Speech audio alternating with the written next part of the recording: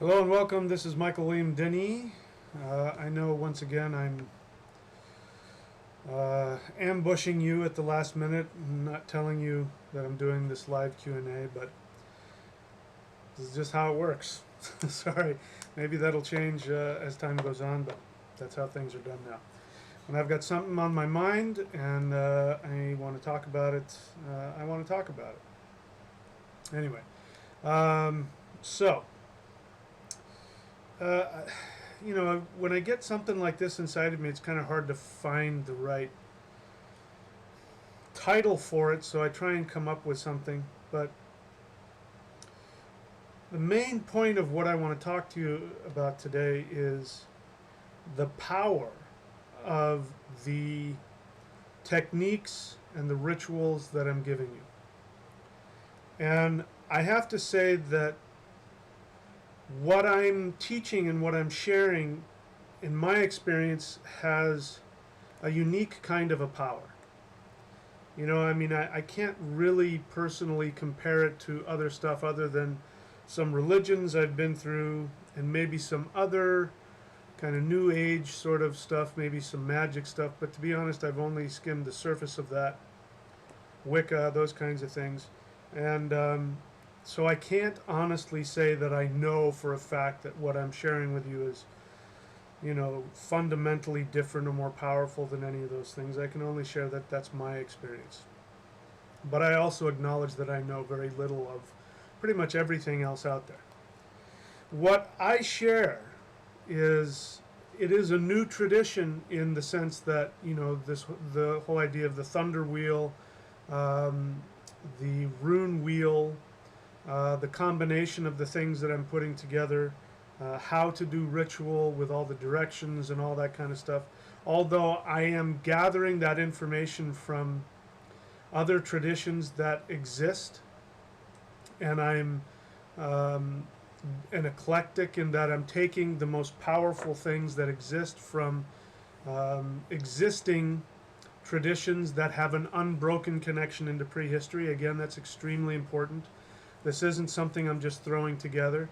While I can't speak for all other stuff, all other New Age or newly created or neo, whether it's neo-heathenism or neo-paganism, I can't speak about those things, all of them. I have very little experience with them.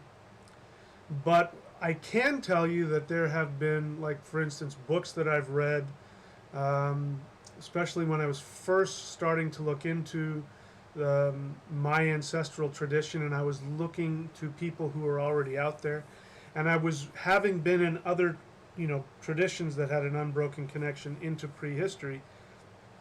I was reading some of these things that people were teaching and practicing some of them, and I could definitely feel the difference between, at least in my experience, of something that came out of a science, a spiritual science, and something somebody was trying to put together.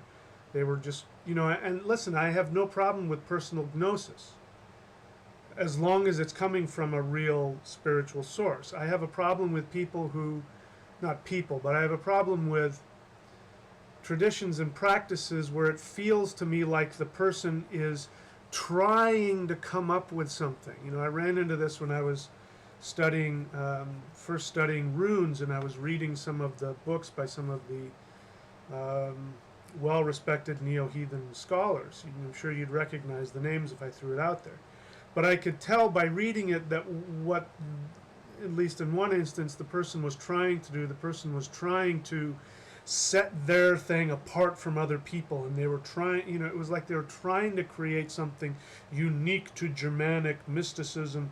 I could feel that was in there, and it felt superficial and it felt forced, and it ultimately didn't work. I can tell when something works. Now, sometimes some things just don't work for other people, but anyway, so you can be the judge of that. I can only tell you my experience.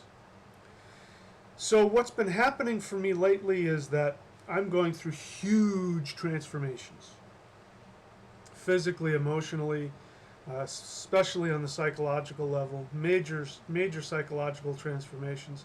And in one of the places that I'm feeling that the universe is having to change me in is because this knowledge that, however you want to look at it, I've created, I've channeled, I intuited, whatever, however you want to look at it, that the gods and the ancestors are deadly serious about it.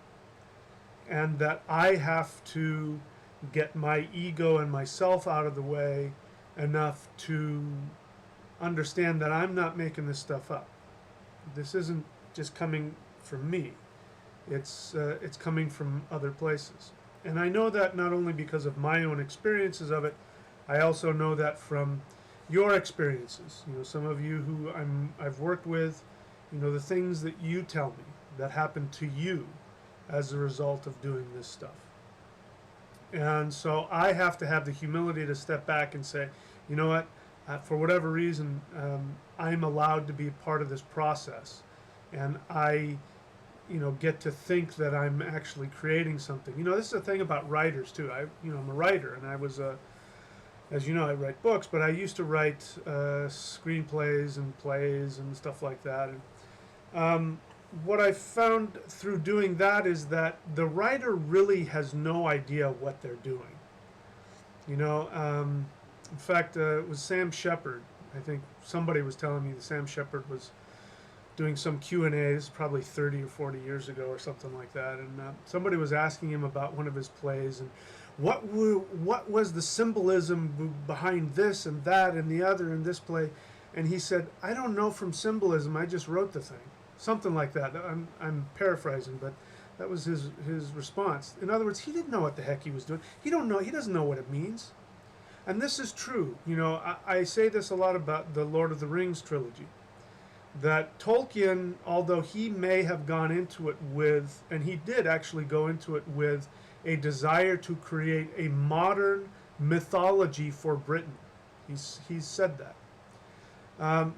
But I can also tell that he was used, and he doesn't understand to the depth a lot of the things that he wrote about. And that's how you know the difference between a channeled mythology and just something somebody's making up. So I guess what I'm saying is that I'm trying to say that, as egotistical as it may sound, this Thunder Wizard path is a channeled, magical path of technology for self-transformation. So what I want to focus on today is, as we put out in the, whatever, the little header there, I want to talk about the power of ritual. I want to talk about the power of self-purification through ritual, especially about the power of the unconscious mind. And I've talked a lot about unconscious resistance, and I'll talk about that again. But what I really want to now share with you is that as powerful as unconscious resistance is, when you are able to get some awareness, some conscious awareness, and get some ability to work with and get your unconscious mind to cooperate with you, there is no limit to what you can accomplish. And as I'm saying this, I can feel that I'm being told that even I have no idea that the tremendous power that we carry within us and the tremendous significance of ritual. So, having said that, I want to talk about the Thunder Wheel, but before I do that, I just want to check in to see if we've got people here. So let me see. Let me get my old man glasses on here. And we've got 8 people watching. Let me see. Okay, so we've got a couple people, Joshua, Vinicius Ramos. Okay, how do I start the change? Well, I'm going to answer that question. Okay, so there's 8 of you watching, so I am going to start lecturing for a while, and then I will open it up for questions, so feel free to ask your question when I open it up. Also, just be aware that if I don't get to your question, it may be for all kinds of reasons. Don't take it personally. It may be that it's just not something that I can answer effectively. It may not be pertinent to the subject that wants to come through me. It may be for all kinds of reasons, but don't let that stop you. Keep asking questions and keep coming onto these Q&As and keep asking questions until I answer it. And just know that I may not be able able to answer your question. So, enough of that. All right, so the Thunder Wheel. Those of you who may not be familiar with this path, this is the basis for all of the power. Everything comes from this. This is why on the Master Shamanism course, if you go to thunderwizard.com, it'll take you directly to my Patreon page, which is the Master Shamanism subscription course. That shamanism course starts at the Thunder Wheel and learning the basics of the Thunder Wheel. And I'm going to talk to you about why that is. It's becoming very apparent to me how incredibly powerful this thing is. But if you're not familiar with what a Thunder Wheel is, it looks like this.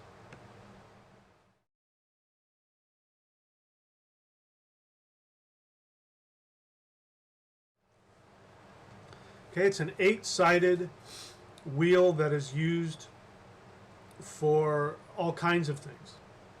For instance, the rune wheel. It's another one of those things that I have intuited or channeled or whatever. After learning the basics of how the Thunder Wheel works, I saw that the runes were made up of 3 8s. And I know that the number 8 doesn't come out of nowhere. This is why I use the Elder Futhark, because the other Futharks, you start changing the numbers around, it completely changes everything. If you're not familiar with the Elder Futhark, here's what it looks like. The 3 8s of the Elder Futhark.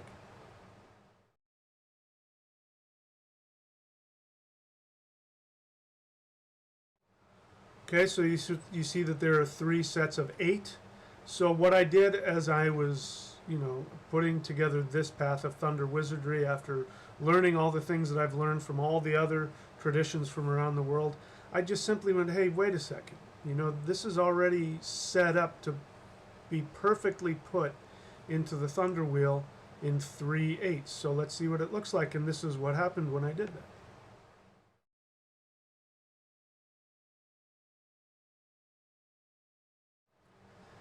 And if you know anything about how the 8 directions are, which are the 9 worlds, the 8 directions plus the center, you have the 9 worlds of the world tree, then you actually have a map, or as what one of my students called an engine. I like to think of it as a combination lock. There's 3 levels of things you can twist around, and you put them in different places, you get a different combination, which opens up different realms. So if you're not familiar with that, if you're new to this channel, you're going to have to go back and watch some of that. There's some stuff on the YouTube channel about it. Books in particular, the one book there are 2 books, but the first book, if you want to have a book to get started on Thunder Shamanism and the Thunder Wheel, the book is just simply called Thunder Shamanism.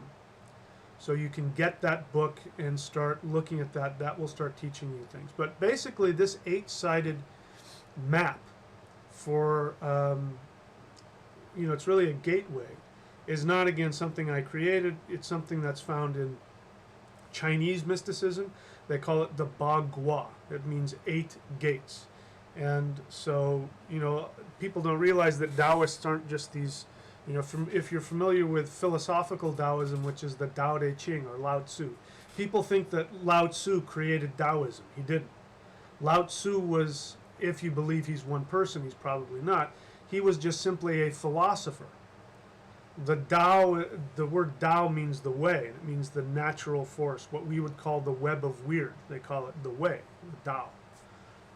But before Lao Tzu came along, long before Lao Tzu came along, there were religious, polytheist, Taoist mysticism, which worshiped the gods and the 5 elements and used these 8 directions in all kinds of extremely powerful ways to this day. They still do.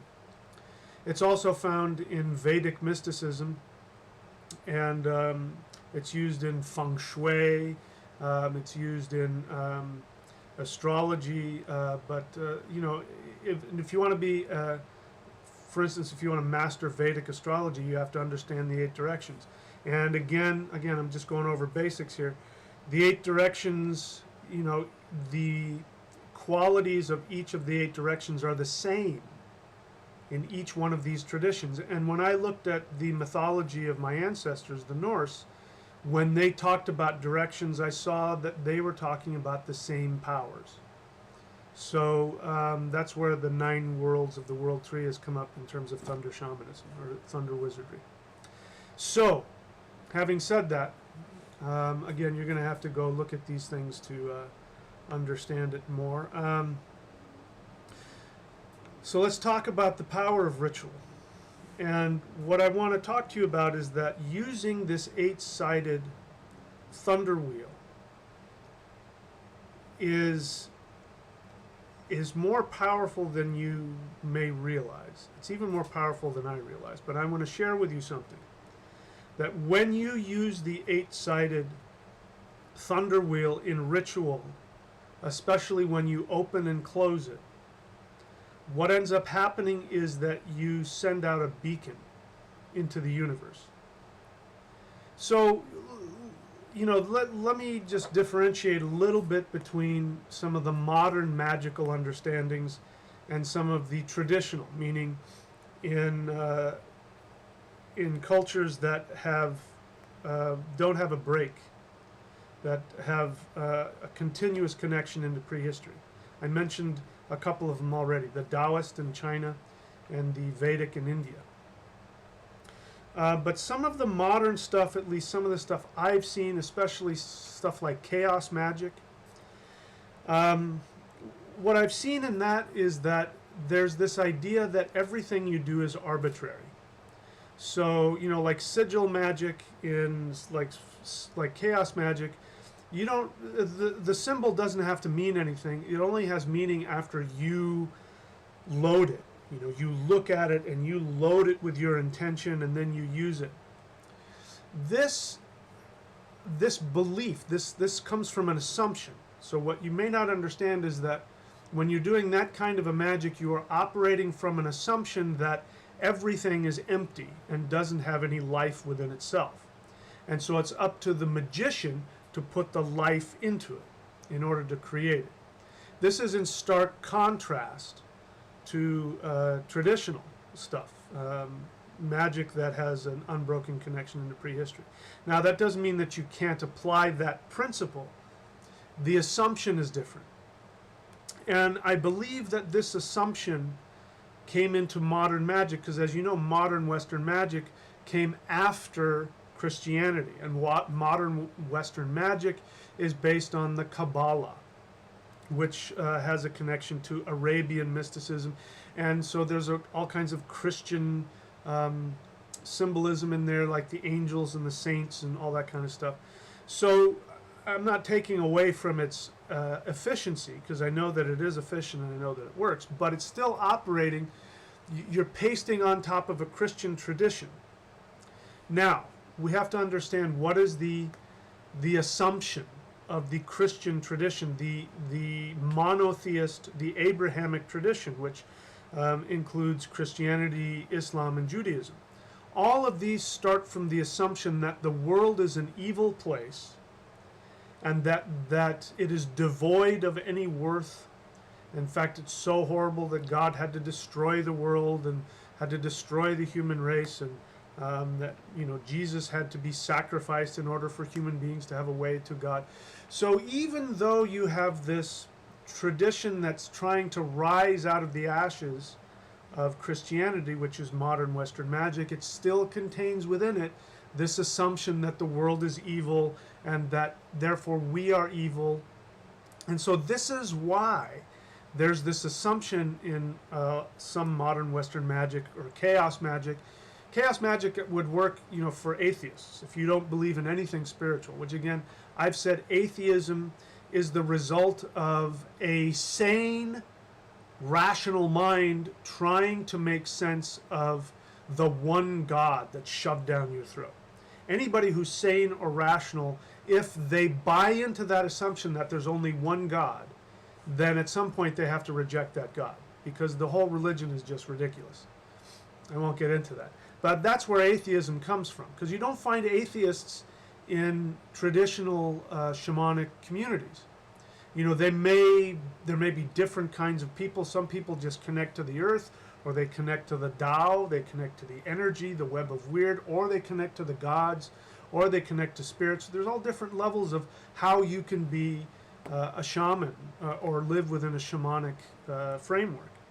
But if you live in the the Western world, which is you believe in this one God and that's the only way, and if you don't believe in that God, then there's nothing. Then at some point, if you're rational, you have to give that up, which means you have to stop believing in God. But again, that's a deep unconscious assumption that there is still only one God, and so the only way to function is to rebel against him.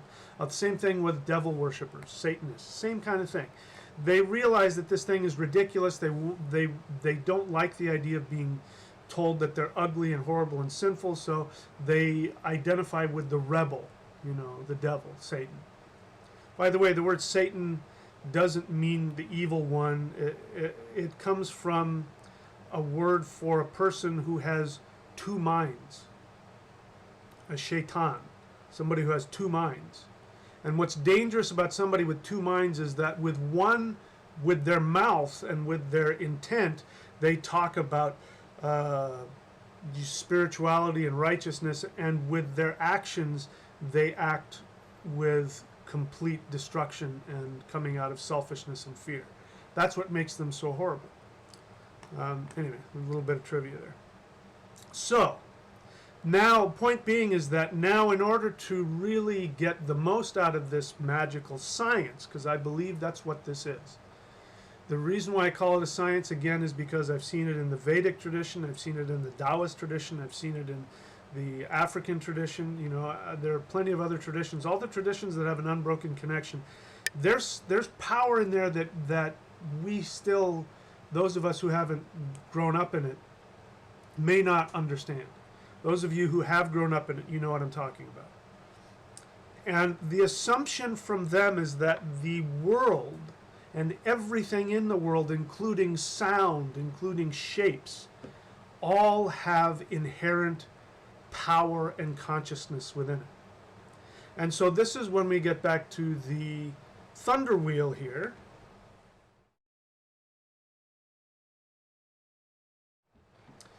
Each one of those directions, including the center, has its own power. It is a gateway. I use the word the magnetic field of how the universe creates. It creates in a clockwise fashion, and that's how energy manifests. But make no mistake, those 8 directions have within them inherent power. And each one of those directions is a gateway into its own dimension. And so every time we face a certain direction, we get the benefit of that world, one of the 9 worlds. There's no coincidence that the world tree has 9 worlds in it, and when you take the 8 directions plus the center, you have 9. There's no coincidence there. It's there for a reason. Even in the Norse myths,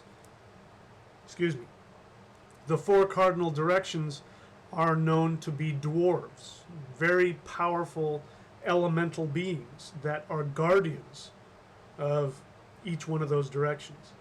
And it's interesting, I don't have time to, nor do I have the resources to do it, but when you talk to a Vedic astrologer who will talk about the different directions and the deities that guard those directions and all that, and then you look and talk to a Taoist mystic about the 4 cardinal directions and the 4 elements, the 5 elements, and the entities and the beings. I'll just give you one example. We'll start with Norse mythology. In Norse mythology, the eastern direction is the direction of the giant world. Now, whenever I say that, I think of dinosaurs. I don't know why, but that's what comes to my mind, is dinosaurs. So we have, and it's the realm of the ether element. And the ether element is the element of life force energy in its first stages of existence, and it's expanding, which is again like the giants. They're just energy that keeps expanding. Um, in the East Indian tradition, the eastern direction is the realm of the sun, and it is the deity that is lording over that direction is Indra. Indra, the lightning god. Now, as you know, Indra, the lightning god, is the same as the Norse deity Thor or Thunar. In fact, the word Thunar, which is his original name in the Germanic, and Indra come from the same root word, even though you can't tell by looking at that. Some of you already know where I'm going. Indra is made up of three words. Ind, which means full or bright. Thu, which means ambrosial nectar or drop of water or the moon. And Ra, which means the king. It also means the sun. So Intura means the king or the lord of the full moon, or the lord of the fully enlightened mind. Intura. Thunar comes from that same root of thu, which means drop of water, which means the moon, which means ambrosial nectar, and it means the mind. Nar is another word for lord, but it doesn't just mean lord like Ra. Ra means king. Nar means first cause. So it's the first cause. He's not only just the king of it, he is the first cause of Thu. So Thunar and Indra are the same being. In the Norse tradition, Thunar is the half-giant son of Odin and Earth, Mother Earth.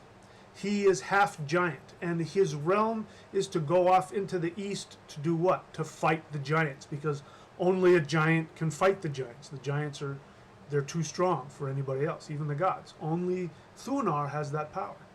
So here you have in three traditions, they're saying that the East has to do with expansion. It has to do with things like giants. In the Taoist tradition, the East is the realm of the green dragon. So there's no coincidence here. We're looking at a science of energy, and we're looking at different cultures that as they are evolving independent of each other. We're talking separated by tens of thousands of years. In order to find a common ancestor of all three of those traditions, you'd have to go back at least 50,000 years, probably farther back than that, until you get to, the original human race that came out of East Africa. Because that's how far apart they are, and yet they're coming to the same conclusions. They use completely different words, they use different symbols, but when you break it all down, it's the same thing. You see where I'm going with this? This is a science. And I'm giving you this one example so you can see the power behind this. And I just want you to think for a moment. If these three different traditions, separated by tens of thousands of years and thousands of miles, if their shamans are coming to the same conclusion about the eastern direction, what does that tell you about the power that you can have if you can understand and tap into and begin to have some measure of mastery over these 8 directions, these 9 worlds? Can you feel it? This is why when you find somebody, I don't care what tradition it is, when you find somebody who knows what they're talking about and can show you that they know what they're talking about, either through reason or through energy or whatever, listen to them and do what they say, even if you don't understand it. One of the things that Westerners do that doesn't happen in Eastern traditions is Westerners want to grill teachers. I mean, I get emails, I get people questioning me, I get people coming to me saying things like, if you can prove to me that blah, blah, blah, I'll be your student, which I say, you know what, I'm not your teacher. I'm not the right teacher for you. Don't waste your time. On the one level, it's just, how could I possibly prove anything to that mindset? But at the same time, you have no idea how disrespectful that is. And I know that Westerners don't understand it, so I don't take it personally. At least I try not to. But now I get it, If you go to, like, say, a Taoist master or a Hindu master and you start talking like that, they will nod their head and they will say, I'm sorry, I don't have any room. There's the door. And they'll show you the door. Or they'll teach you something. One thing that the Chinese will do is if you go in there and you act like that, they'll teach you, but they'll teach you completely wrong. Because they see you as a danger. So they'll teach you wrong so that you won't cause any harm to anybody. So the other thing that's important is to understand that if somebody can show you that they know what they're doing, then they're going to tell you to do things that you don't understand. And so while it's important to at some point understand, if they say, just listen, just trust me, just do this, do it. Because they know what they're doing. And now that I'm kind of in that position, I sort of get it. But the other aspect is this. This is what's most important about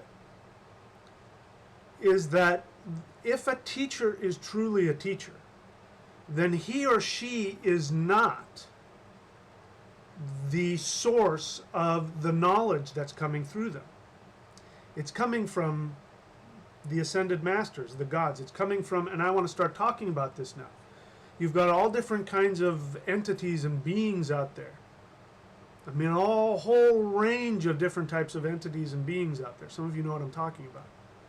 And some of them do not have human values. And so it's important to respect that. And when, the idea, I would never want somebody to do this to me. It would be way too uncomfortable, nor do I, whatever. But, in the East, when you bow and you touch the teacher's feet, that has nothing to do with the person that's sitting in front of you. It's opening up your your crown chakra. You're bowing, you're submitting your crown chakra to the energies that are flowing through that teacher. It's nothing about their feet. There's nothing holy about their feet. You're bowing down to them so that your crown chakra is open and the energy that will run through them, and the teacher may or may not feel anything. That's what you're doing. We don't have that in our society. And that's a whole other topic. But so I'm trying to give you an understanding that the rituals that you do with the thunder wheel have the potential to open up vortexes into other realms of existence, and more so than that, and more importantly today, it is a beacon to beings on other levels who will come to teach you and empower you. And I think now it's really important that I give this message across. In the beginning, I was just teaching people the essence of how to do this, but now I'm starting to realize I have to let you know what it is you're getting into.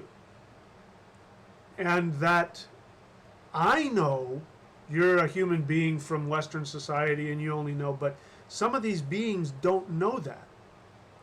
And they come with their non-human values. And if you, let me give you an example. The reason why I talk about vows, why vows are so important, and if any of you who've gotten a Vedic reading from me, by the way, I recommend everybody get a Vedic astrological reading from me when we're talking about ritual, because I can help you determine your exact ritual that will work for you. We're about to run out of the special, which will run out at the end of this month, like in a week, and then it'll go back up to whatever it is, 108. Right now it's $69. The reason why I lost my train of thought.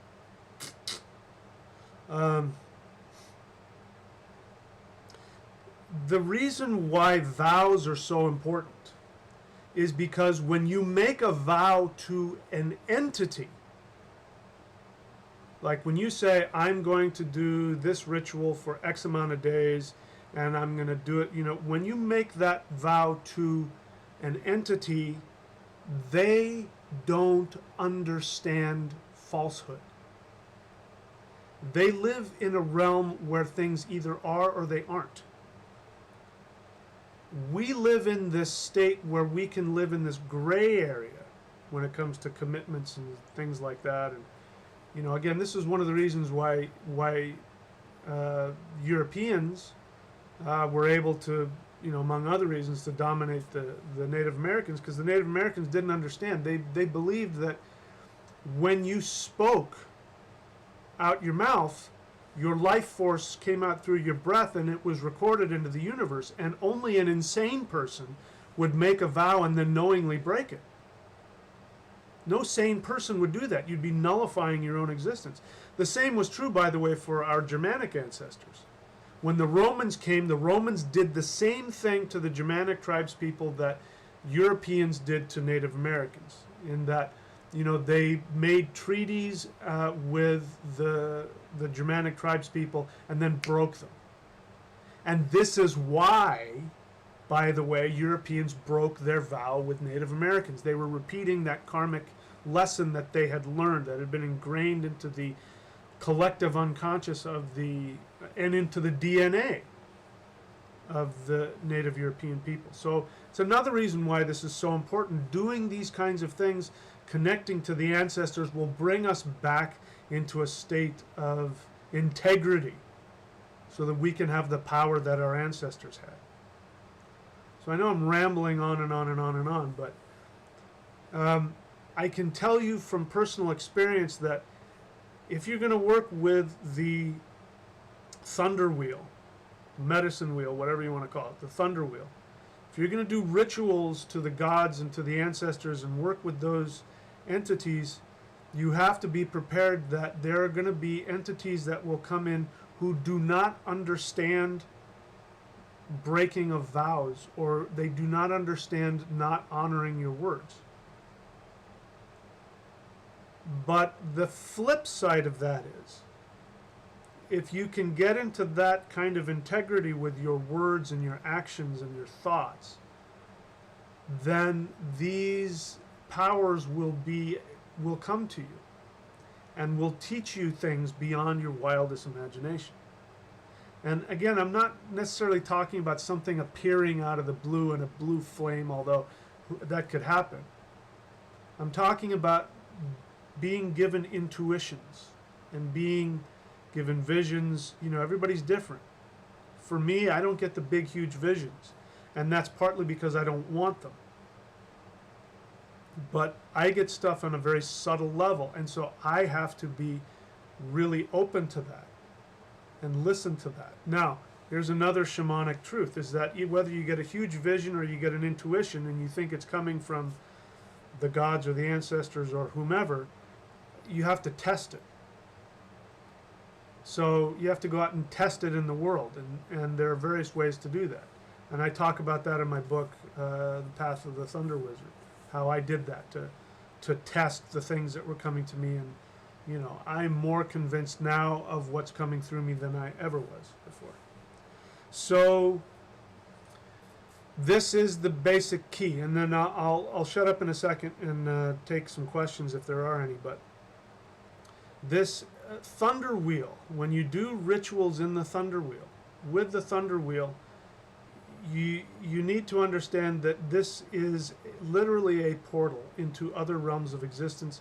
And when, like, for instance, when you open the thunder wheel, and I've shared about this numerous times and taught how to do that, starting in the north, it doesn't matter what you use, some kind of, whether it's, touching the three centers and going in a clockwise fashion, you open up your ritual center and then do whatever you're going to do, and then you close it. You do the same thing. You go in a clockwise fashion starting in the north, and you do whatever it is you're going to do. You open and close it. When you open it like that,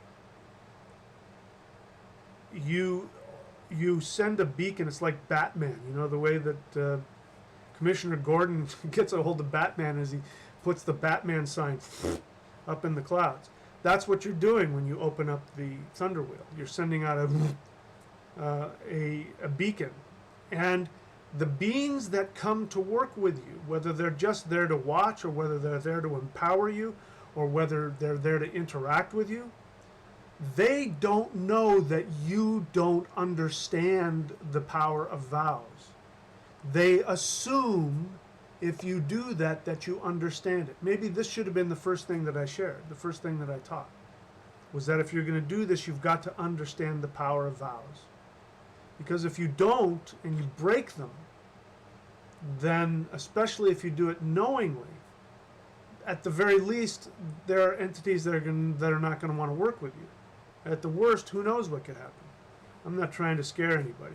That's not what this is about. I mean, the universe is a very forgiving place, so you can make mistakes.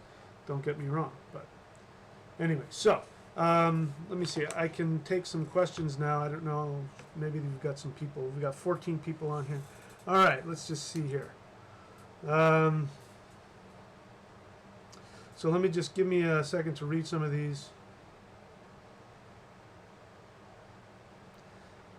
So is mastering the 9 worlds and Eastern Enlightenment the same experience? I guess I can say a couple of things on that. What I can tell you is this, is that I have experienced, well, first and foremost, the short answer is yes. That mastering the 9 worlds, you're going to have the same kind of experience as Eastern practices. Yes. But I have also experienced that entities from different traditions have different feelings about them and operate in different ways. For instance, let me give you an example. When you're in the presence of, let's say, a Taoist shamanic master, they're usually, you can probably sometimes sense like a depth of power in the room, but they don't make themselves known.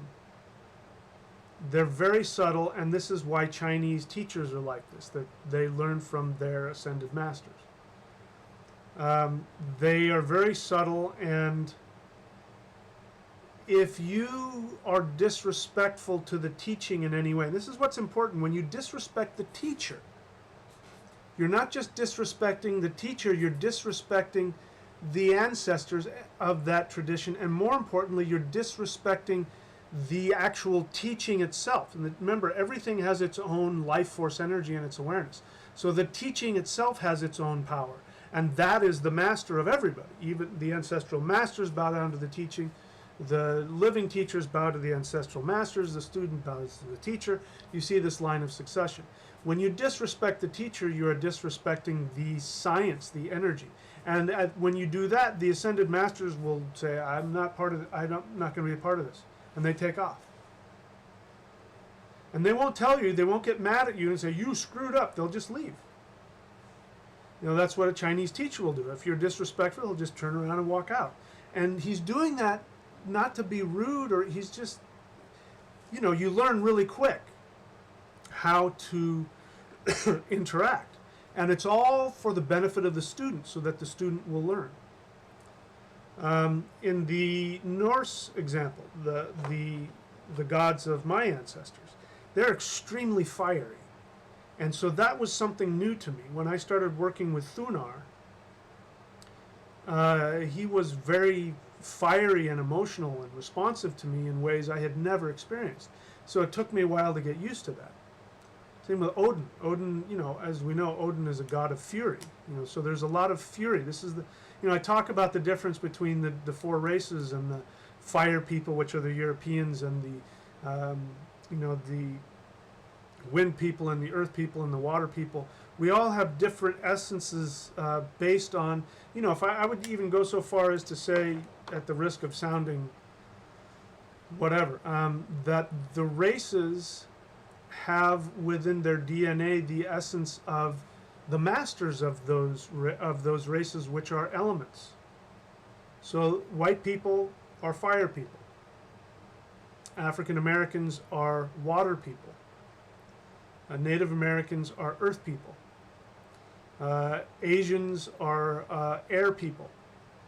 And so they're going to have, each tradition is going to have its own feel and flavor to it.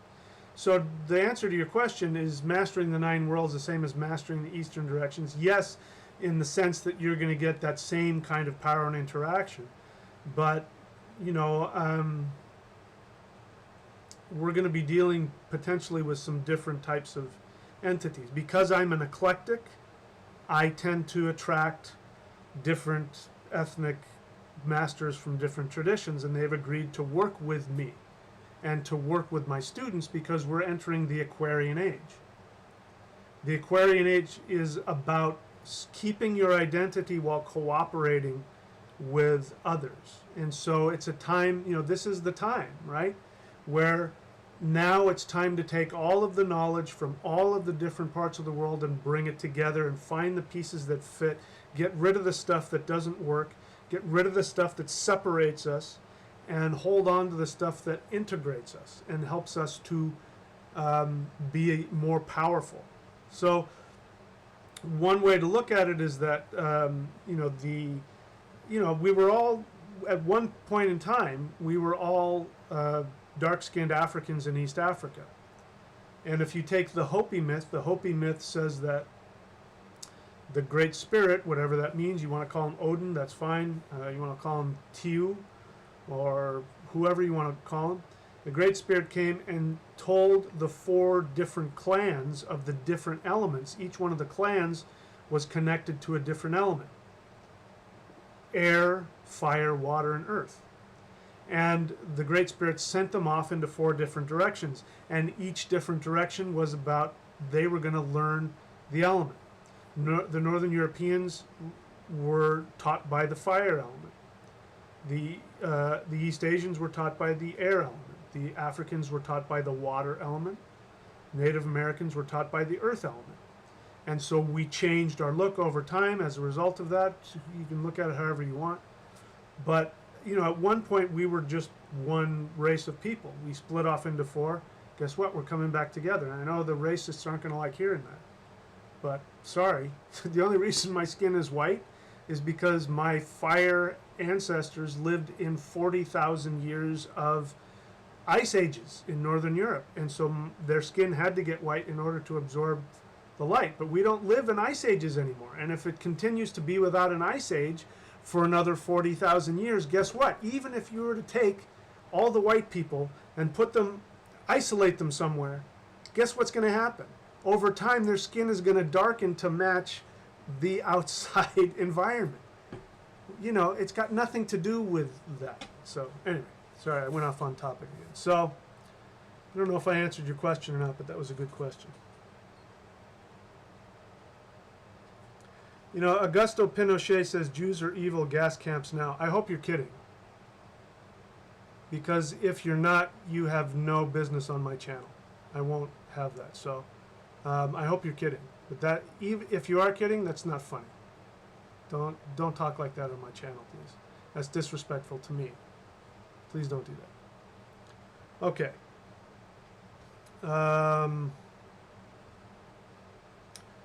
The Americas are the real children of Israel. I don't know what that means.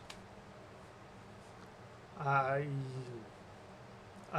can't comment on that, but you've got some love in there. I love you. Thank you for that, so I'll take that. Augusto Pinochet, yeah, I already talked about that. Robert Shan. Hi, Robert.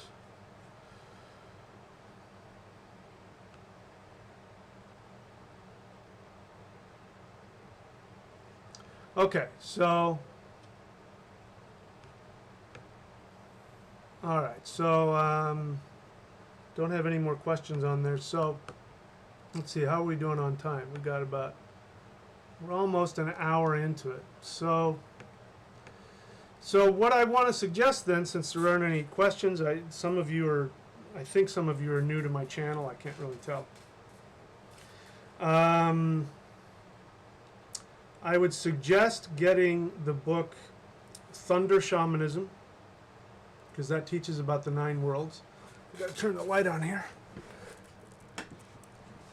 I suggest getting the book Thunder Shamanism, because that'll teach you about the thunder wheel and the 9 worlds and how to use that.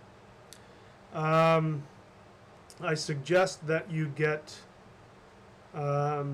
Celestial Qigong. If you haven't seen that, this is the DVD, Celestial Qigong.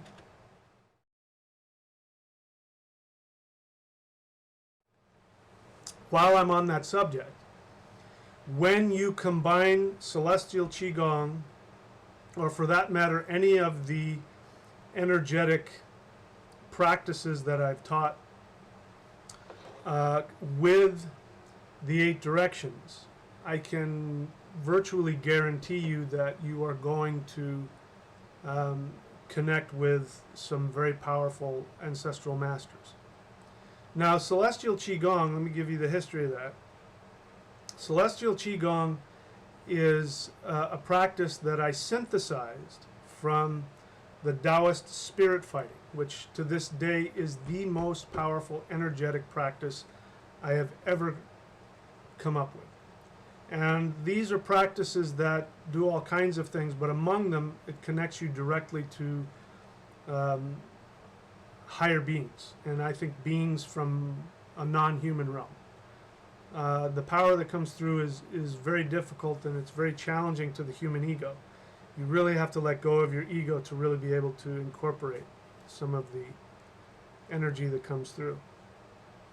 And I did my best to take from that and alter it or water it down so that it could be palatable and that I could teach it on video safely. Because if I tried to teach the other stuff on video, it could be potentially damaging, because if it's not done right, it can be harmful. But it's also disrespectful, and I don't want to teach that stuff to anybody but those who are really interested in it. But the Celestial Qigong, if you do that, those exercises are coming from that same tradition that works directly with ancestral beings. And many people who have used it have contacted me and said that, I've had Qigong masters contact me and say it's the most powerful stuff they've ever worked with, and that they had dreams and talked to blah, blah, blah. And other people say that, they practiced it and they had experiences. I can't make that promise for you, but I'm just telling you what other people have told me. So I have a greater respect for that.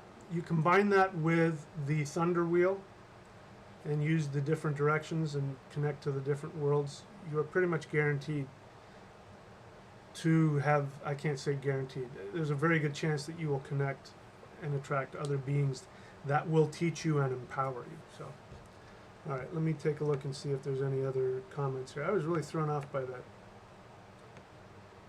one comment. I really don't like hearing that kind of stuff.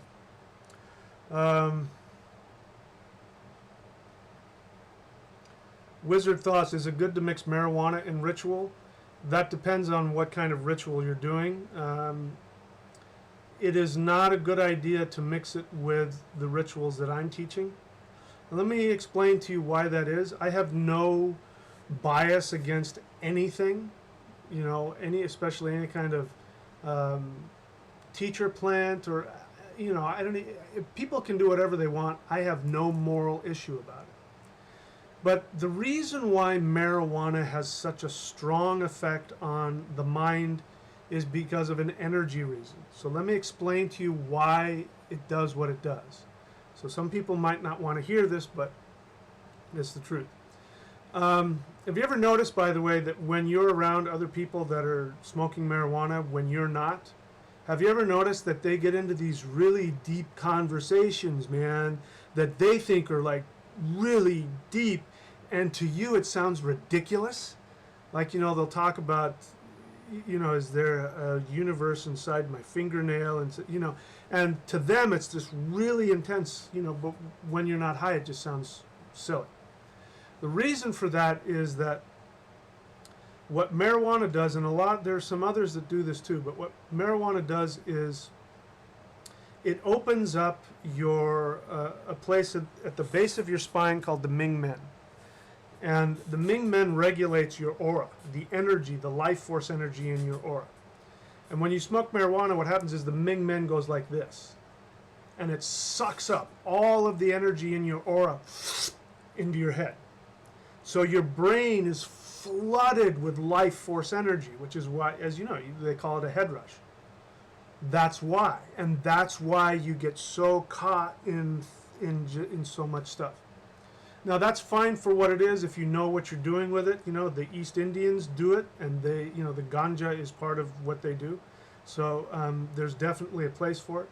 But when you're working with Qigong, Qigong is about life force energy. You're going to blow a gasket. The other thing is that it blows out your aura. So this is why people who smoke weed a lot end up getting sick a lot, because your aura is your first and last defense for all kinds of sicknesses and viruses and stuff like that. But you also have to have a strong aura just to stay healthy.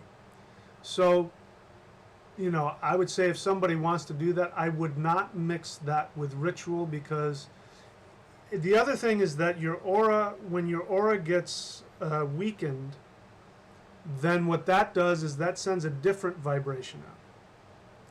So the kind of ritual that I'm teaching is calling a certain kind of vibration, and they don't like that. They don't like it when you bring your energy level down that low. And so you end up potentially having like a conflict of energies. You don't want to mix those two. So if you're going to do the kind of ritual that I teach, don't mix it. Anyway, I hope I answered your question.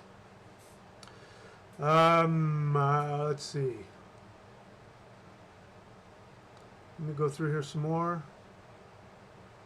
The medicine wheel practice. I think you mean the medicine wheel Qigong. Good. That is a cool practice as well. That's another one. Medicine wheel Qigong is another good practice to get you connected to the 8 directions.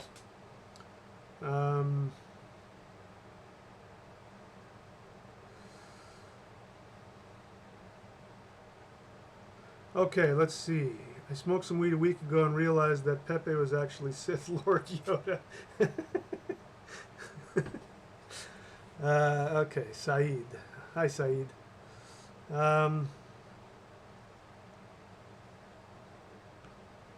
Okay.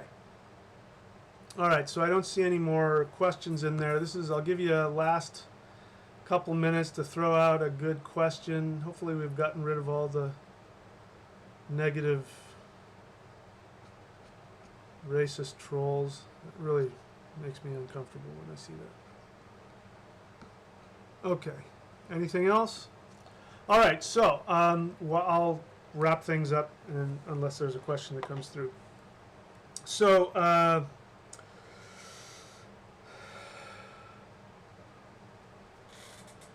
what's the difference between medicine and celestial qi? I mean the medicine wheel Qigong and celestial Qigong? I'm assuming that's what you're asking, Renee. What's the difference between medicine wheel Qigong and celestial Qigong? They are a little different, but they are basically part of the same essence, so they can work well together. Celestial Qigong,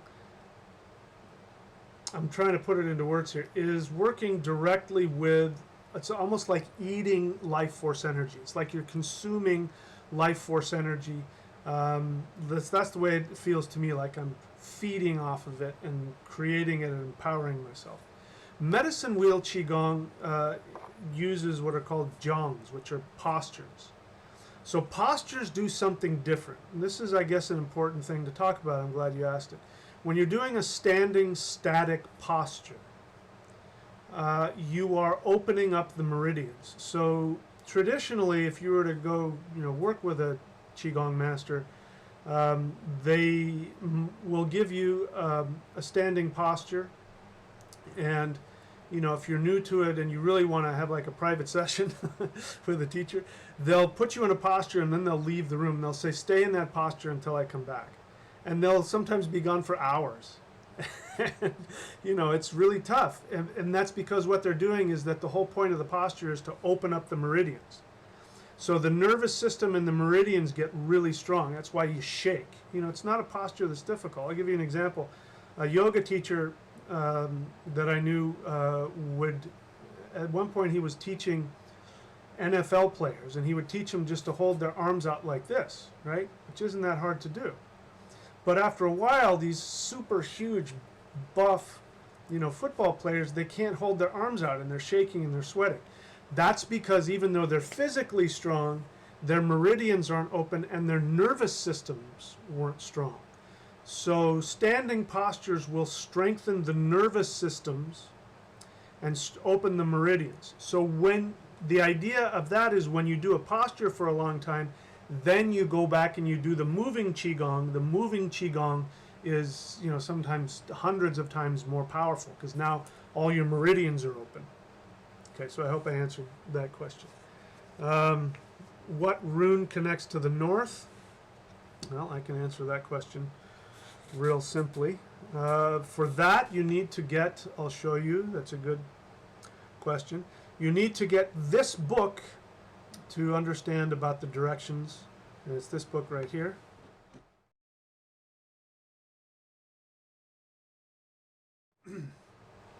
Advanced Rune Shamanism. And here's, you can see the rune wheel. I'll just show it to you. The north would be at the top.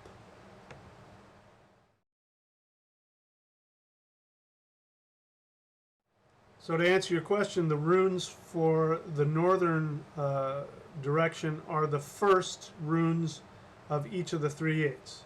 Fehu, Hayal, and Tiwaj.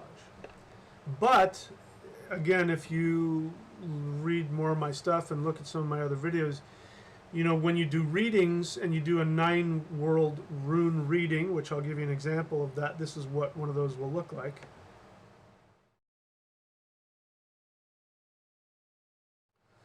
There are videos where I talk about it. I talk about it in depth in the Master Shamanism class, which you can find at thunderwizard.com.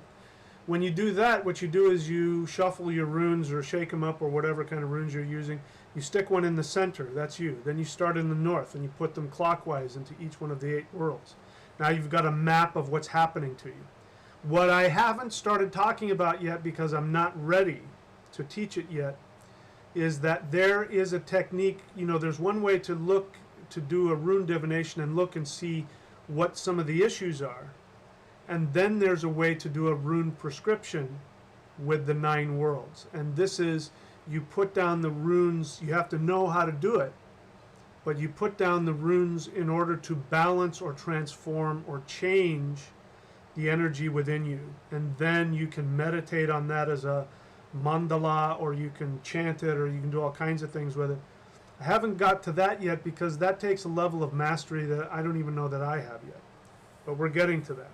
So there's rune divinations to find out the problem, and then there's rune prescriptions, which tell you how to change the energies in your 9 worlds of your world tree. So I hope that answers that question. Okay, let's see. Again, for those of you, if you really want to get into some of this, I suggest going to the thunderwizard.com and signing up in the Master Shamanism class, because I answer a lot of these questions there. All right. I stopped most energy work years ago after a few periods of intense energetic movement and trance that lasted months. Now when I do energy work, I feel like I'm dissipating into nothing in panic. I would say that that's actually a good sign. I would say keep going. You know, what I'm hearing you say, Joe, is that you are losing your limited self and you're about to go into the realm of Odin. Woden, his name Woden. Wod means shamanic fury, not fury like anger. It means the fury of the ecstatic connection.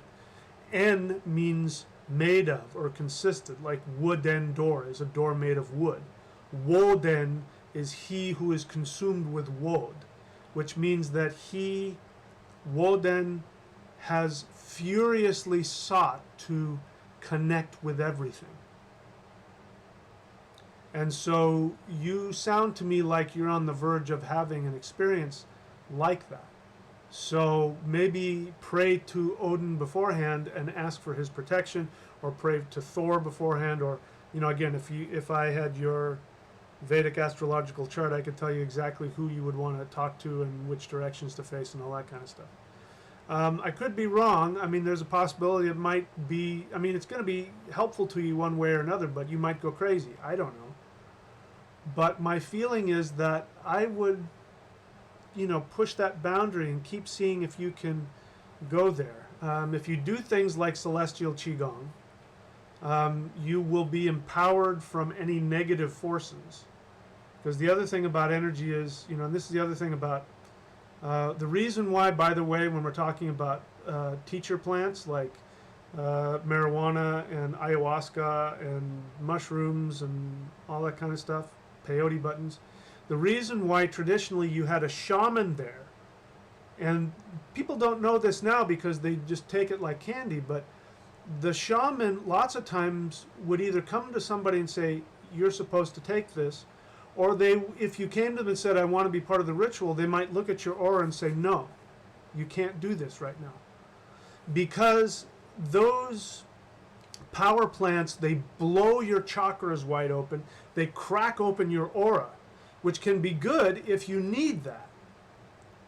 But it also opens, the reason why you have all kinds of connections, because now you've opened up your aura to connect with other entities. If you don't have the protection of the shaman and you go into it and you're unconscious or you're not prepared, this is why people have bad trips. You blow open your chakras and you blow open your aura, and who knows what kind of entities could come crawling in there. So that's why the shaman was always there. He protects people. People don't understand a lot of this stuff now. Anyway. So is that normal, Joe? I wouldn't say it's normal, but it might be a good thing. All right, let me see here. Getting some good questions. What are the differences between an astrological reading and a rune reading? An astrological reading is I'm taking your birth information, which tells me all kinds of things. I think there's a video on it. It tells me what your spiritual name is. It tells me the deities that want to work with you. It tells me the energies, the planets that want to work with you. It tells me which directions. It'll tell me exactly what direction to face and what elements to use in order to work with certain deities or certain planets. For you, it's not the same for me. Like for me, if I want to work with Mars, the best way for me to work with Mars is to face west and to have a bottle, not a bottle, but a glass of water in front of me, or honey water in front of me. Now, you're different. So working with Mars for you might be facing south and having a fire. You know, totally different. These are the kinds of things you start dialing in the specifics, you can have those energies work directly with you. This is the power. The rune reading is that if you ask me to give you a rune reading and we set up a time, then I will do the 9 world rune reading, and it will tell me what's happening right now in your conscious mind, your unconscious mind, your subconscious mind, your physical body, what's coming to you, you know, what your actions should be, or, you know, where the blocks are right now. And then I can give you a basic prescription of what to do to counterbalance that. Now, if I have both, if I have your astrological information and I do a 9 world rune reading, then I can get really specific and tell you which deity to placate, which direction to face, what to do. I mean, it comes down to a real intense science. And again, you're seeing people who work with me and do it, they'll tell you, I'm not making this stuff up. This is a science. There's a science to this stuff. All right, let's see. So that's my question. Answer that. I felt like I was okay. Let me see. Yeah, I still think, Joe, your panic attack is about you hanging on to your ego. Now, I'm not saying that it might not be the best thing for you to lose your ego. I'm just saying that some part of you is really trying to go into that shamanic realm. I'd have to know you better to know whether or not it was something you should or shouldn't do.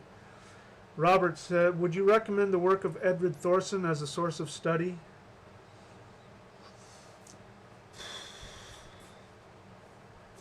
Edred Thorson, I have to say, has been very helpful to me in a lot of ways. Not personally, I don't know the guy, I never met him. But some of his work has been helpful to me. I can't deny that. Some of his stuff I don't agree with. I have a direct, some of the things he says I think he's dead wrong on. Some of it I think he's making up, and some of it I think he's channeling information from the gods. I don't know him. There are some things about his associations that concern me. I'll just leave it at that. But having said that, there are some stuff he's got out there which is pretty good, and some of it is really good, and some of it is really powerful. But he and I come from a different perspective in that Edred Thorson comes from modern Western magic. And I talked about that earlier in this video. If you weren't watching it, you can go back and watch it when it uploads. In this, I talked about the difference between how modern Western magic treats everything as arbitrary. For instance, one of the things, I don't know if Edred Thorson taught this, but at the very least he sort of hinted in this direction. He might, I don't have him here to defend himself, so I can't say for sure, but I definitely got the feeling that he was teaching that the runes were arbitrary, that they were arbitrary symbols that rune masters from the beginning had loaded with their intention, and every time we work with them we're reaffirming that energy, and so therefore the runes can have different interpretations for different people. I am of the complete opposite opinion of that. I think the runes and the shapes themselves come directly from source, and that to get the essence of the runes you have to surrender to the essence that is within them. If you try and force your own programming onto them, then you could potentially end up muddying the whole thing up. So that's one thing I disagree with him on. But who knows? People also change their mind, and I could be wrong. I can't say I'm a master of his work. I'm familiar with a lot of it, but I no longer go in that direction. Having said that, if you want to read his stuff, he's got some really great stuff out there, and I recommend that people read and follow different teachers. I'm not the only person out there. The only caveat I would say to that is that if you become my serious hardcore apprentice, then it is in your benefit not to train with other teachers or read other people's books now. And the reason for that is because then you start getting mixed messages. It's like, like different martial arts. Do you want to learn Aikido or do you want to learn sword fighting? I shouldn't say, they come from the same thing. Do you want to learn street boxing or do you want to learn fencing? There's going to be some similarities, but if you want to learn fencing, you should train with a fencing master. If you want to train in boxing, you should train with a boxer. If you try and do both at the same time and you're not a master of either, you're pretty much going to be bad at both of them. You know what I mean? So the same thing is true. If you're working with me on a really deep level, you're just better off learning from my stuff. And then when you get to a level of understanding, then put my stuff down and go train with somebody else. And then you can make your own decision about, which works best for you and who is right and all that kind of stuff. Anyway, hope I answered your question. Sounds scary, but I'm interested. Well, okay. I guess I kind of wanted to scare people a little bit. I wanted you guys to understand the powers that we're dealing with, and the feeling that I'm getting from the ancestors now is that this is for your benefit. In order to get the most out of these teachings, it's very important that you understand how powerful and sacred it is, not me, but the beings that are working through us in this. And that, when you treat them with that kind of respect, you're going to get a lot more out of it. Okay, so I'll just leave it at that. How often, if at all, do you perform bloats? If so, how does it benefit you? Well, I don't use the word bloats because I'm not Asatru. Nothing against that. I just never got involved in Asatru. I do rituals all the time with myself. If you mean by bloats, like doing public bloats, like public rituals, I'm not doing any of those now because I just don't have a group of people. I tend, if you see in my chart, I've got Rahu in my chart, which is mass communication.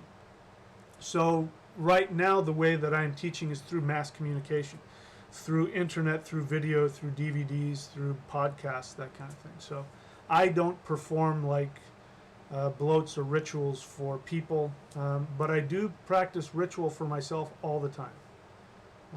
Quite often. How it benefits me. This is a great question. So I'm going to answer that question because that's probably one of the most important questions anybody can ask.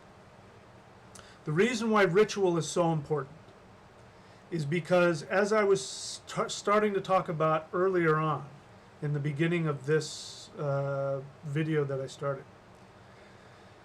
Your unconscious mind is what creates everything. The problem with that is that most of us, especially modern society, we are completely run by our unconscious mind, and our unconscious mind is filled with fears, uh, incorrect assumptions about the universe, about ourselves, about our relationship to the universe. We're filled with guilt. We're filled with all kinds of, selfish, self-centered, self-destructive patterns and fears and things. And this is what's driving us. So the idea is that through ritual, what we're doing is that we are reformatting our hard drive, which is our unconscious mind. Now, on a personal level, we do that because we want to have a better life. We want to be happier and more fulfilled. That's the first reason why our ancestors did ritual, like, he talked about bloats, or somebody talked about bloats. When you do a ritual for the village and the whole village comes together and does a bloat or a ritual, then what ends up happening is that the whole village gets to they get to work out their unconscious issues, and then they can actually have a beneficial life. For those that are looking or are destined to go deeper into the spiritual realm, you do rituals to align the unconscious mind with your conscious mind, to raise your consciousness. Which means you have to go through all of your fears. You have to. Let me address this. Anybody who works with me, especially if you work with me on a one-on-one basis, you are going to run into your unconscious self-sabotaging issues. You're going to run into all of your issues that your parents dumped into your unconscious mind, your daddy issues, your mommy issues, your issues about intimacy. All that psychological stuff is going to come up. And you're going to want to run away. And you're going to want to act destructively against your connection to me. I can guarantee you that will happen at some point. And so let me share this now while I've got you people on internet, because we've been talking about it. What I used to do when I taught spirit fighting is when somebody would come to me to learn spirit fighting, I would say, well, we have to have a meeting first. And I would charge them. And right off the bat, if they weren't willing, back then it was $50. It was a long time ago.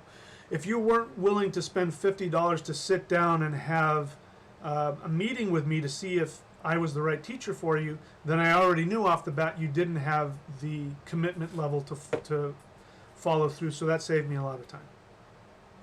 But if you did, and you were willing to pay the $50 to sit down and talk with me, then one of the things that I would tell you is that if you want to learn this, you are going to run into a lot of very uncomfortable things that are going to tear you apart.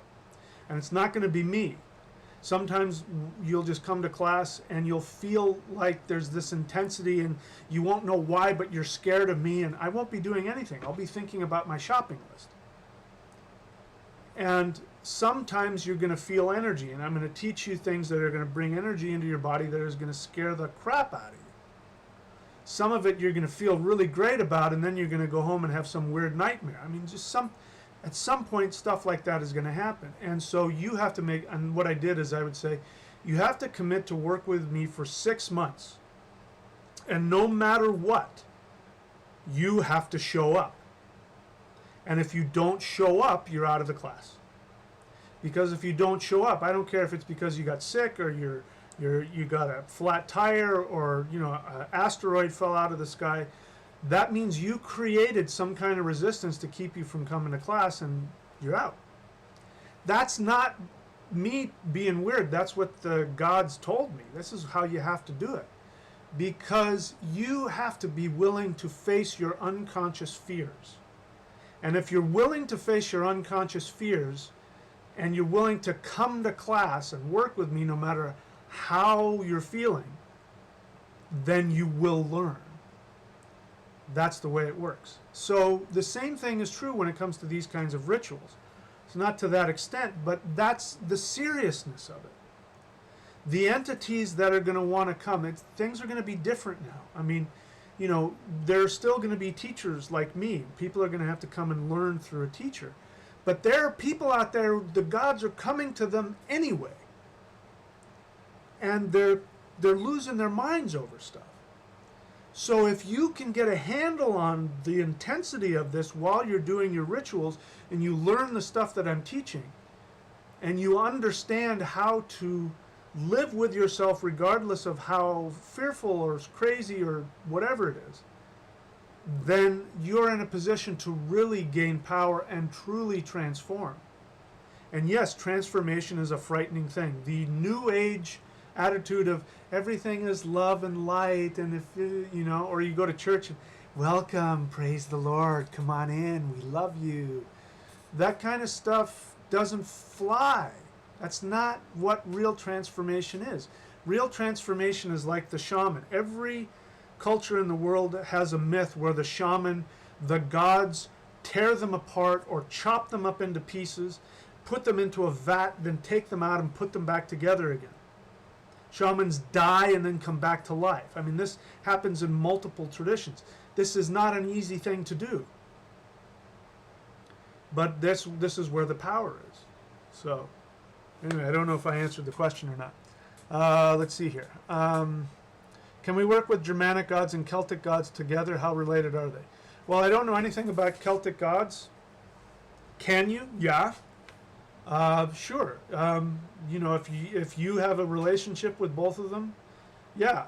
Now, I will also say that they're probably at some point the same forces, like Indra and Thunar are the same deity. You know, Taranis is probably the same deity as Thunar and Indra, but I also know that, you know, for instance, when I tried to work with the Celtic gods, and I haven't done so lately, but, you know, this was 30 years ago.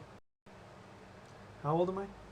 And I thought I was of Celtic descent. I've since found out I'm not. But back then I thought Denny was Welsh or Irish. I didn't know which. And so I tried to do a shamanic journey to meet the Celtic gods. I share about this, and it was, I did. I was successful. I was able to, in shamanic trance, go and see them, and they were all looking at me like, "What are you doing here?" And it wasn't, and I got a gift of power, I remember, but they were sort of like, and they didn't tell me to go away. It was just sort of like, why are you here? And of course, you know, 15 years later, I find out I'm not Celtic, I'm Germanic. And when I started working with the Germanic gods, my DNA lit up and all kinds of stuff. Again, I'm not telling people who to worship, you know, because I've learned that the gods will work with anybody of any tradition. I've learned that. I've proven it. If you go to any god or of any tradition with respect, you will get something from them, regardless of who you are. I also know that gods will work with you based on karmic issues. So in a past life, you know, I know for a fact in a past life I was Chinese. I know I've got a lot of African in my past lives. I don't know if I have any Celtic in my past life. Maybe that's why I didn't connect with them. I don't know. But I know that if you feel a calling to a certain tradition, I don't care what your ethnic or cultural or linguistic background is. You follow that. You listen to that. And as I say that, I'm getting charged with huge amounts of energy. We don't know the reasons why somebody is called to work with certain gods. As of yet, I don't feel a connection to the Celtic gods, so I can't talk about them. Can you work with them? Absolutely. If that's something you want to do, go for it. There's no reason why you can't have a positive experience with that. Okay. See other questions here.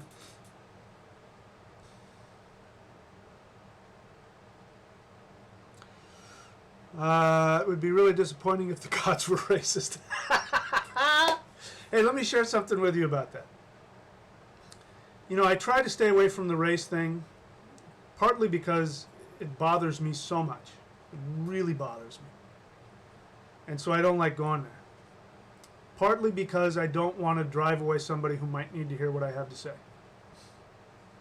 So I'm not allowed to talk about it a lot, because I know a lot of people who may have some kind of racial understanding may need to work for me, and I know I've driven people away that really wanted to work with me because I didn't see things the way they did from a racial standpoint, and I almost regret that, because that's an opportunity it's another mind to open, and I potentially didn't do my job, so I have to be careful with that. But let me share something with you.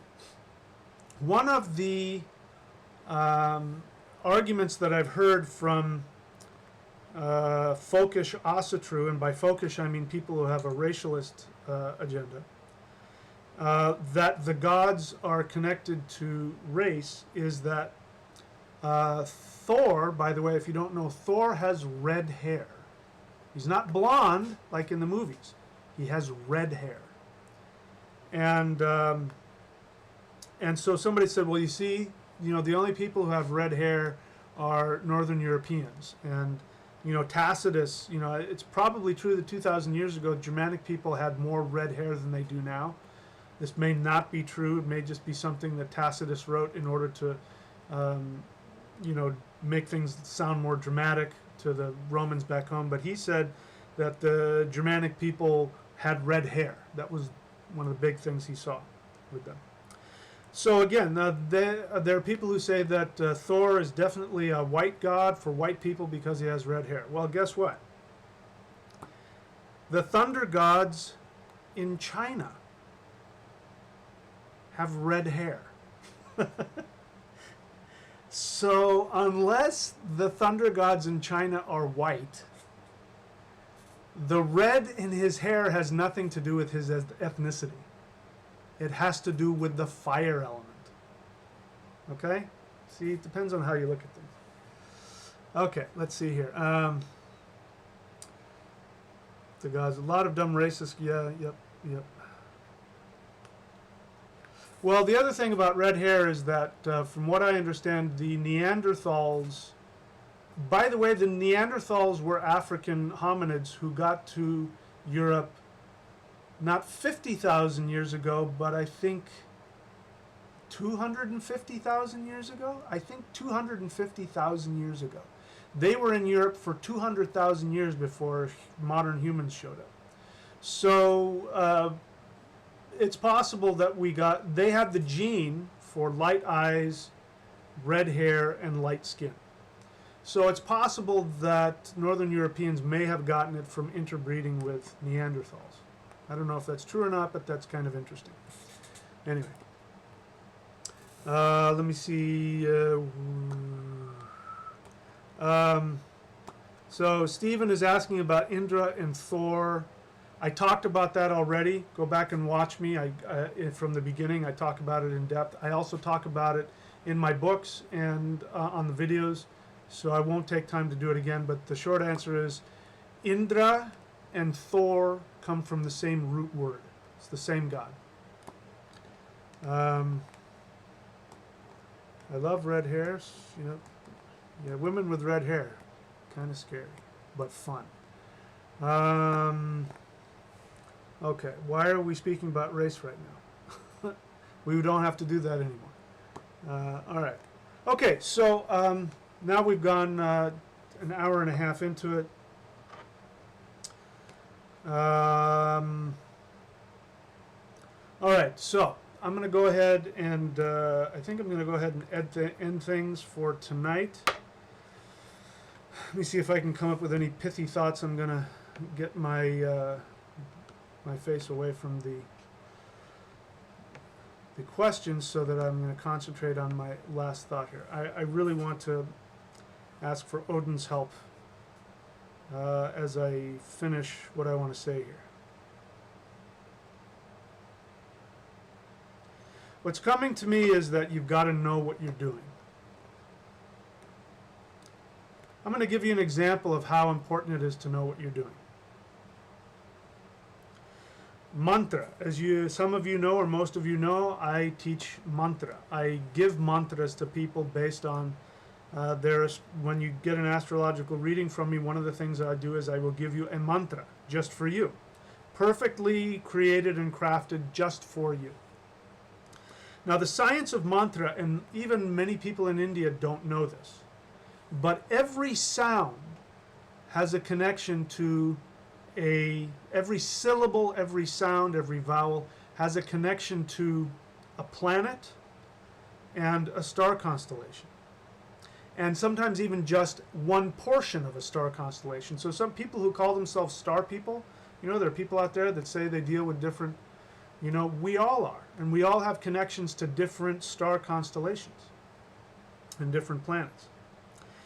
Each mantra, each sound, each word that you speak, you are bringing in the power of different planets and stars. This is why words have such power to them. And in times past, people didn't speak. They communicated psychically. And they spoke only when they wanted to manifest something.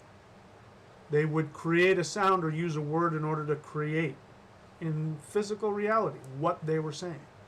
This is the power of sounds and words. When it comes to mantra, every time you chant a mantra, you are bringing a little rishi sits on the top of your head. A little master will sit on the top of your head. You're calling a specific deity. You're calling a very specific deity into your aura. You are working with the energy of a specific planet, which is connected to a specific deity. You are also working with different star constellations. Now, any Vedic astrologer will be able to tell you which planets are working for you and which are working against you. When somebody throws out just any old mantra and says, chant this, if they don't know what they're doing, they could be potentially harming somebody. Now, don't get worried, because the universe has sort of this idiot clause in it where if you don't know any better, you may get a pass. But the universe might let you experience enough, displeasure to know maybe I shouldn't do that mantra anymore. So, but the idiot clause works like this. Once you know better, you can't go back. So this is why, when people work with me, one of the other things I do with people who work with me really intimately is I make sure that, I don't do this with everybody, and if I haven't done this with you, then we don't have this agreement yet. But if we make this agreement, it's something we have to stick to. And that is, I will often say to somebody that if you want to work with me, then we have to make an agreement that neither of us can unilaterally change our relationship without first talking to each other, which means you can't just decide to quit one day. You can't just send me an email and say, I quit. I mean, you can, don't get me wrong, you can. But if we have the agreement that neither of us can unilaterally end the relationship and you do that, then that severs the relationship for the rest of this lifetime. So that again goes back to how the gods work, how the energies work. When you're dealing with these kinds of energies, when you're dealing with the planets, when you're dealing with the deities, when you're dealing with the entities of the 9 worlds, when you're dealing with the 5 elements, when you're dealing with especially high-level ascended masters, they hold you to that kind of standard. And that's why, when I asked Odin, what to say, he said people have to know what they're doing. And the reason for that is that this is just the beginning. That I and you we have just been started to get some real power here. And this is just the beginning. It's going to get bigger and bigger and bigger. I don't know where this is going. I am learning as I go. I am learning new techniques as I go, and as I learn them and I test them out, I share them with you. And now I'm starting to see that these things are far more powerful than I ever realized. I still don't know the depth of the power, This is something the gods are doing to us. I just happen to be part of that process. I'm just along for the ride, like you. So we have to know what we're doing. We have to honor and respect what we're doing. So that's why, things like ritual and sacrifice. This is why people used to sacrifice animals, live animals. We think about it now in our modern understanding, and we go, "Oh, how horrible!" I mean, I don't like it. I can't stand watching it. I couldn't stand watching it. Maybe if I was in the right frame of mind and I knew what it meant, maybe I could, and then it would mean something to me. But when they sacrificed an animal, they knew what they were doing. They understood the power of the blood they were spilling, and they understood that whatever they were putting into ritual, that they were binding their souls, their life force, to whatever that was. And they were karmically responsible for that. You understand what I'm saying? So, anyway, I'm going to kind of stop it there, I think, unless there's some really good question here.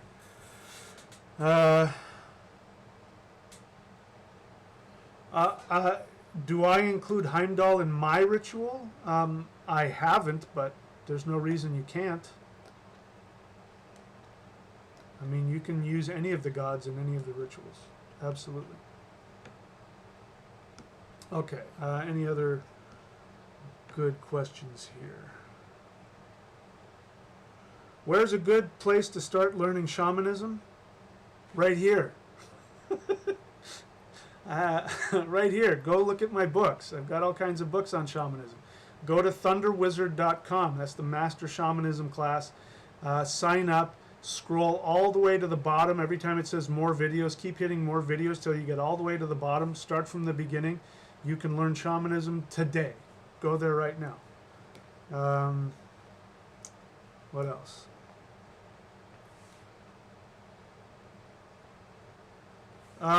Joe, Patreon is comprehensive. That's the whole point of Patreon. Go there and start, like I said, sign up at whatever level you want, and start from the beginning. My books are designed so that whichever book you pick up, unless it says advanced on it, even the advanced ones you can pick up and read. So they're designed, you can come in kind of at any door and still get to the center. Okay, so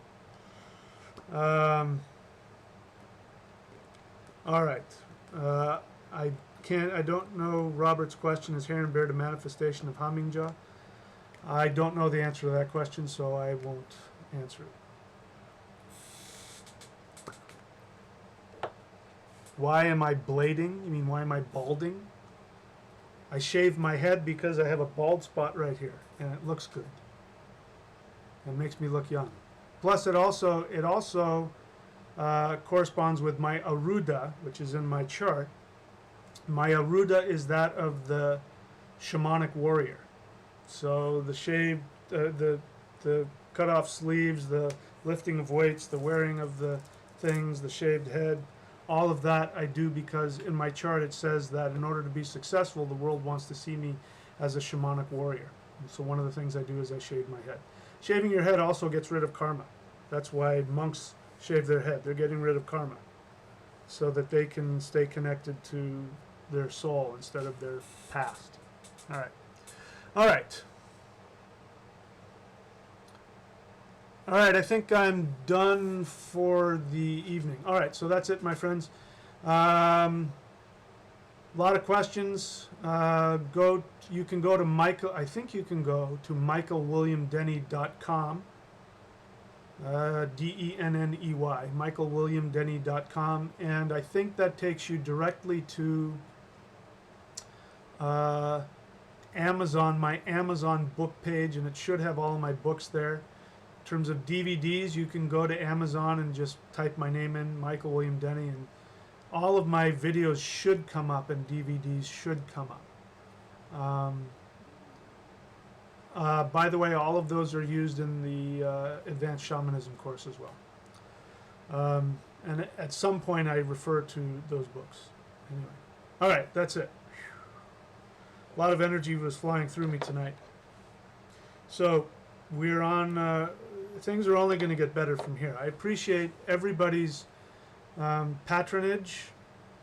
I appreciate everybody's um, help and your positive vibes. And the best way to help me, if you really want to help me, subscribe on the Patreon channel. Get other people to subscribe. Even if you can't afford working with me personally, the $25 a month will get you access to videos, ideally 4 videos a month. I'm trying to hold to that, 4 videos a month. And my goal is to get 250 people subscribed at the $25 level. The other levels, I only have so much time, so I can only take so many. By the way, if people are thinking about signing up at the $108 or higher level, I recommend going sooner rather than later, because I know there's a bunch of people that are trying to get there. They're waiting for the funds, and once they get there, once I have a certain amount of people, I just won't have the time, and I'm starting to get kind of busy as it is now. I have to schedule my surfing, which is not something I like to be able to surf at the drop of a hat. So anyway, I have talked for long enough, so I'm going to go ahead and say good night to all of you. Thank you once again for showing up and for being patient and all of that.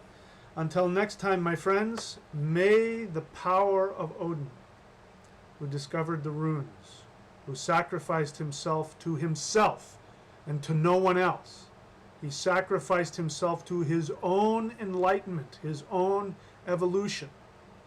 May the power of that God, who provided us the truth, our true human divine essence and nature, may the power of that God guide you in your ritual journey, and may he guide you to become your highest, most divine, most empowered self. Until next time, my friends.